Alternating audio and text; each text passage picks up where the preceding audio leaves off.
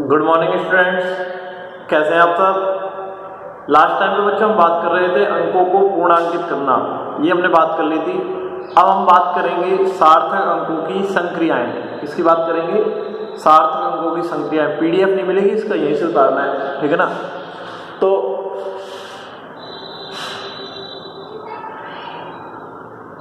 सार्थक अंकों की संक्रिया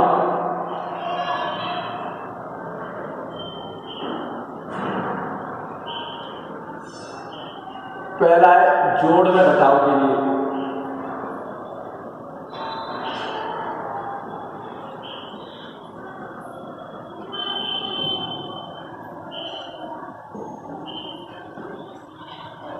सार्थक अंकों की संक्रिया, एक सेकंड, ये आपको दिख नहीं रहा है तो ऊपर कर देता हूं।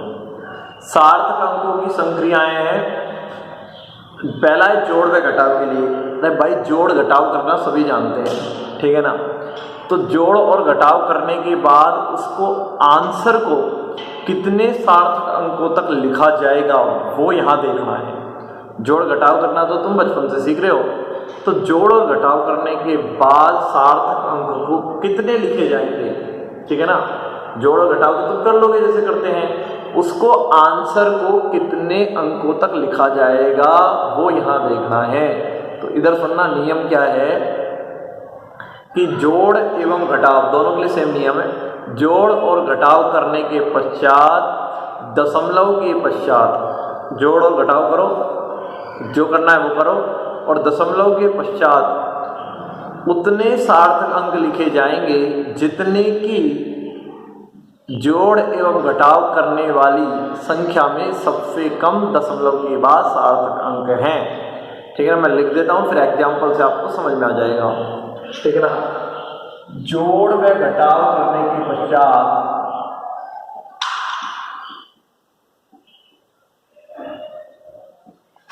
जोड़ व घटाव करने के पश्चात दशमलव के बाद उतने सार्थक अंक लिखे जाते हैं, उतने सार्थक अंक लिखे जाते हैं, लिखे जाते हैं जितने की सवाल में न्यूनतम दशमलव के बाद सार्थक अंक हो। सार्थक अंक हो।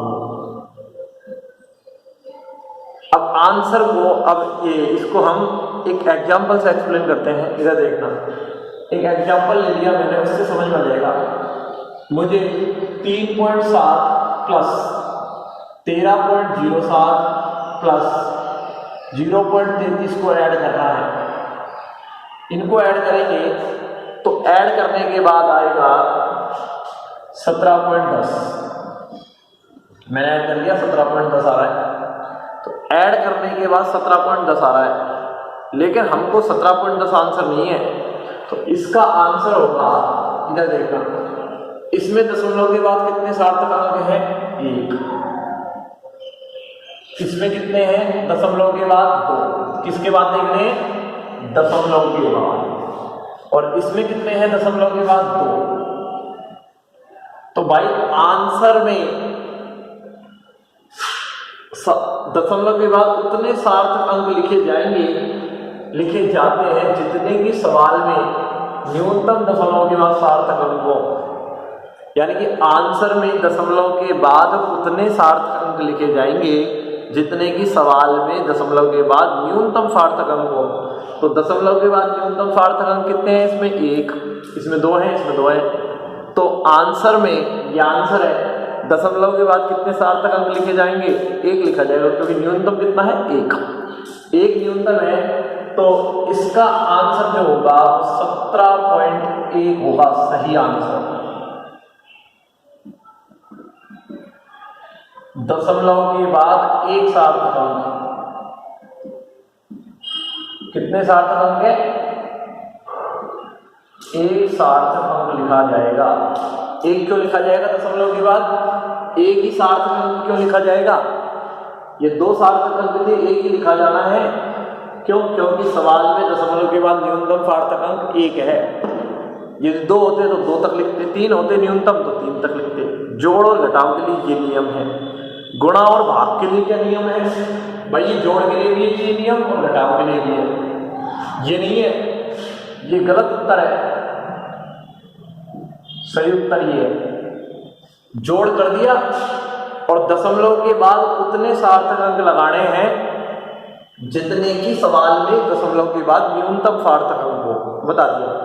दूसरा, गुणा व भाग के लिए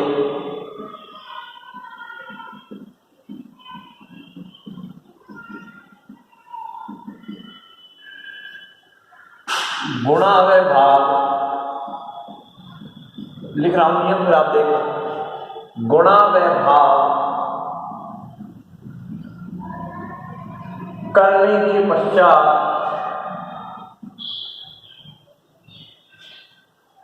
कर लो। आंसर में दशमलव के बाद नहीं, आंसर में, उत्तर में कुल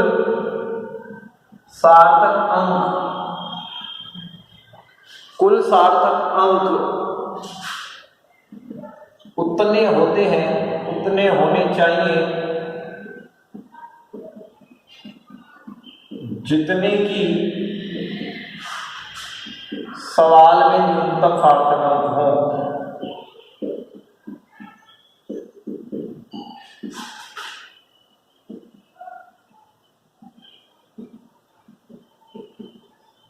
सवाल में न्यूनतम सार्थक अंक हो, ठीक है। एग्जाम्पल देखना है, इधर देखते हैं।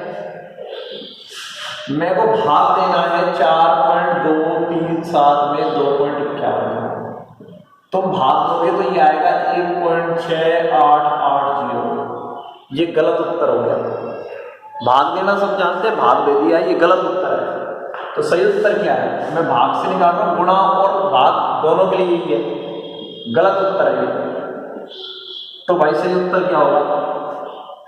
सही उत्तर ये होगा, इधर देखना, इसमें सार्थक अंक कितने हैं? ऊपर वाले में 4। टोटल देख रहे हैं, मैंने कहा ना, कुल सार्थक अंक देख रहे हैं, कुल सार्थक अंक। उसमें तो पहले वाले में दशमलव के बाद देख रहे थे, इसमें टोटल देख रहे हैं। इसमें कितने? 4। इसमें कितने टोटल सार्थक अंक? 3। तो भाई आंसर में सार्थक अंक कितने होने चाहिए? आंसर में सार्थक अंक होने चाहिए कितने? 3। आंसर में सार्थक अंक कितने होने चाहिए? 3, क्योंकि इसमें सबसे कम सार्थक अंक 3 है। दशमलव के बाद नहीं देखना है, किसके बाद देखना है? टोटल सार्थक अंक देखने। इसमें 4 है, इसमें कितने? 3 है। तो टोटल सार्थक अंक कितने होंगे? आंसर में 3 होने चाहिए। तो 3 सार्थक अंक हो गए, तो इसका आंसर है सही 1.68। सही उत्तर है, क्योंकि यही तो 3 सार्थक अंक हो गए। इसमें कितने सार्थक अंक हो गए? 3। अरे इसमें कितने सार्थक अंक हो गए? 3।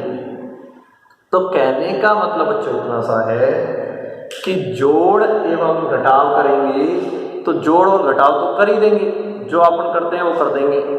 करने के बाद दशमलव के बाद देखना है। किसके बाद देखना है? दशमलव के बाद देखना है। और दशमलव के बाद उतने सार्थक अंक लिखने हैं जितने की सवाल में दशमलव के बाद सबसे कम हो सार्थक अंक। उतने सार्थक अंक आंसर में दशमलव के बाद लिखने हैं। ये तो किसके लिए है? जोड़ और घटाव के लिए।